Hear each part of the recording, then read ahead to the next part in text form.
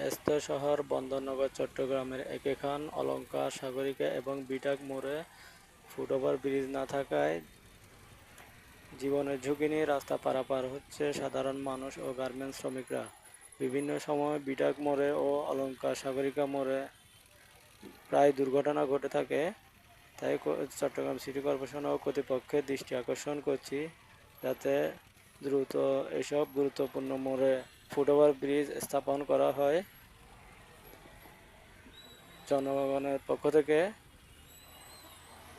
আমরা আপনাদের কাছে বিনীত অনুরোধ জানাচ্ছি, সত্যের সন্ধানে আমরা আছি আপনার পাশে।